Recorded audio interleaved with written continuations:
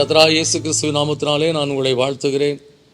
இந்த ஆசீர்வாதத்தின் விடியல் என்று சொல்லக்கூடிய நிகழ்ச்சியிலே உங்களை சந்திப்பதிலே மிகுந்த மகிழ்ச்சி அடைகிறேன். இந்த நாளில் நான் உங்களோடு கூட பகிர்ந்து கொள்ளும்படியான தேவனுடைய வார்த்தை சங்கீதம் 10:17. கர்த்தாவே, சிறுமைப்பட்டவருடைய வேண்டுதலை கேட்டிருக்கிறீர், அவர்கள் இருதயத்தை ஸ்திரப்படுத்துவீர் என்று சொல்லி இந்த வேத வசனம் சொல்லுகிறது.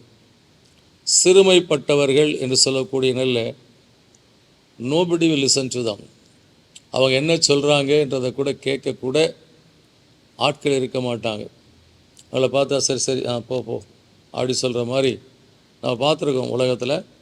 அப்படி சிறுமைப்பட்ட இருக்க மக்களை பார்க்கும்போது அவங்க என்ன தான் சொல்ல வராங்க. நமக்கு ஒரு வேளை ஐயா பார்த்து போங்க, உங்கள் வண்டி டயரு கீழே கல் இருக்குது, காரை எடுக்கும்போது பாருங்கன்னு சொல்லக்கூட அவங்க வந்திருக்கலாம். ஆனால் கூட நம்ம என்ன சொல்லுவோம், அவளை பார்த்தோம் சரி சரி சரி போ அப்படின்வோம். அவங்க என்ன சொன்ன வராங்க கேட்க மாட்டோம். ஆனால் நம்முடைய வண்டியை ஸ்டார்ட் பண்ண முடியாது. ஸ்டார்ட் பண்ணாலும் வண்டி அந்த கல் மேலே ஏறி இறங்காது. வண்டி ஸ்டார்ட் ஆகுது, போக மாட்டேதுன்னு போய் அப்புறம் பார்த்தா தான் தெரியும். அதைத்தான் அவங்க சொல்ல வந்திருக்காங்க சொல்லி. எனவே நம்முடைய வாழ்க்கையில் என்னென்னா, சிறுமைப்பட்டிருந்தாலும் அவங்கள கேட்கக்கூடாது. You should not listen to them அப்படின்ற ஒரு கான்செப்டில் தான் அநேக மக்கள் வாழ்ந்து கொண்டு இருக்கிறார்கள். ஆனால் இங்கே வேதம் சொல்லுகிறது, கர்த்தாவே சிறுமைப்பட்ட வேண்டுதலை கேட்டிருக்க. சிறுமைப்பட்டவங்க சொல்கிறது தான் கர்த்தர் முதல்ல கேட்குறவராக இருக்கிறார். யார் சிறுமையும் எளிமையானவர்களாக இருக்கிறாங்களோ அவங்களத்தான் முதல்ல கர்த்தர் விசாரிக்கிறவராக இருக்கிறார். சிறுமைப்பட்டவர்களுக்கு சுவிசேஷம் பிரசங்கிக்கப்படுகிறது என்று சொல்லக்கூடிய காரியத்தை பார்க்கணும்.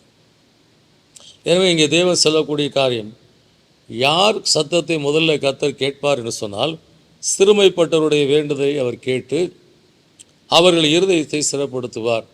அவர் சொல்லக்கூடிய காரியத்தை, அவருடைய வேண்டுதலை, அவருடைய விண்ணப்பத்தை, அவருடைய கவலையை, கண்ணீரை, அவருடைய நெருக்கத்தை, அவருடைய போராட்டத்தை கர்த்தர் கேட்டு அவருடைய இதயத்தை ஸ்திரப்படுத்துகிற தேவனாக இருக்கிறார். எனவே தான் அநேக மக்கள் இந்த ஆலயத்துக்கு வரும்போது பலருடைய வாழ்க்கையில் பிசாசு போராட்டத்தோடு, பிலிசிரிய கட்டுகளோடு, மாந்திரிக கட்டுகளோடு, இந்த வாழ்க்கையில் வேதனைப்பட்டு மரணத்தோடே எப்பொழுதும் வாழ்ந்தே கொண்டு இருப்பாங்க. எப்பொழுதும் மரண போராட்டத்தோடையே வாழ்ந்து கொண்டு இருப்பாங்க. அந்த மக்களுக்காக ஜெபிக்கும் போது கர்த்தர் அந்த மக்கள் வாழ்க்கையில் இறங்கி அவர்களை விடுதலை செய்யக்கூடிய காரியத்தை பார்த்துருக்கிறோம். அதே சமயத்தில் பலவிதமான நிலைகளில் வாழ்ந்து, உலக பிரகாரமான நிலைகளில் உயர்ந்து, அதே சமயத்தில் ஏதோ ஒரு போராட்டத்தில் சிக்கிக்கொண்டு அவர்கள் ஆலயத்துக்கு வரும்போது கூட முதல் மரியாதை எனக்கு கிடைக்குமான்ற நிலை தான் வருவாங்க. அவங்கள கர்த்தர் திரும்பி கூட பார்க்க மாட்டார். அவங்க வாழ்க்கையில் சில காலங்கள் ஆகும். அவர்கள் தங்களுடைய அந்த மேட்டிமையான காரியங்களெல்லாம் தேவ பாதத்தில் போட்டுவிட்ட பின்பு தான் கர்த்தர் அவர்களுக்கு இறங்கி அவர்களுக்கு விடுதலை கொடுக்கக்கூடிய அந்த நிலைகளை பார்த்துருக்கிறோம். எனவே கர்த்தர் இந்த வசனத்தின்படி, கர்த்தாவே சிறுமைப்பட்டது வேண்டுதலை கேட்டிருக்கிறீர், அவர்கள் இருதயத்தை ஸ்திரப்படுத்துவீர். நிச்சயமாய் நாம் நம்மை தாழ்த்தி ஒப்பு கொடுத்து, நான் ஒன்றுமில்லை ஆண்டவரே, நான் சிறுமையும் எளிமையுமானவன், நான் உடைய சமூகத்திலே கர்த்தாவே என்னை தாழ்த்தி ஒப்பு கொடுத்து ஜெபிக்கிறேன், என்மேல் கிருபையாயிருந்து எனக்கு செவி கொடுத்துள்ளும் என்று சொல்லி நாம் கர்த்தருடைய சமூகத்தில் ஜெபிப்போம் என்று சொன்னால், நிச்சயமாக நம்முடைய இருதயம் ஸ்திரப்படும்படியாய் கர்த்தர் நம்ம ஜெபத்தை கேட்டு பதிவு செய்கிற தேவனாக இருக்கிறார். எனவே இந்த அருமையான காலவேளையில் நம்மை தாழ்த்தி ஒப்பு கொடுத்து ஜெபிப்போம்.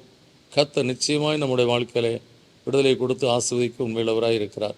ஜெபிப்போம். நல்ல பிதாவே, நன்றியோடு துதிக்கிறோம். அநேகருடைய வாழ்க்கையிலே உம்மிடத்தில் வந்து ஜெபிப்பதற்கு கூட அந்த மக்களுக்கு தாவே விருப்பமில்லாதபடி அப்படியே வந்தாலும் தங்களுடைய அந்தஸ்து என்று சொல்லக்கூடிய காரியத்தை, தங்களுடைய மேட்டிமை என்று சொல்லக்கூடிய காரியத்தை அதையே நினைத்து கொண்டவர்களாக ஆலயத்தில் உட்கார்ந்திருக்கும் போது கூட அவங்களுக்குள்ள அந்த தாழ்மை என்று சொல்லக்கூடிய காரியத்தை பார்க்க முடியாது.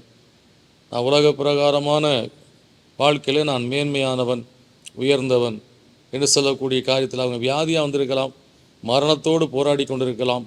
அப்பொழுது கூட அவருடைய வாழ்க்கையில் அந்த பெருமைக்கான காரியங்களை விட்டுவிட இறுதியில்லாத மக்களாய் காணப்படும். ஆனால் அதே சமயத்தில் கர்த்தாவே, வேதனையோடு எனக்கு யாரும் கிடையாது என்று சொல்லி கர்த்தாவே தத்தளிப்போடு வரக்கூடிய மக்களுடைய வாழ்க்கையில் நீர் அவர்களை கேட்டருளி அவர்களை விடுவித்து இந்த இடத்திலிருந்து போகும்போதே ஒரு விடுதலையோடு போக முடியாத காரியத்தை செய்கிறதை நாங்கள் பார்த்துருக்கிறோம்ப்பா.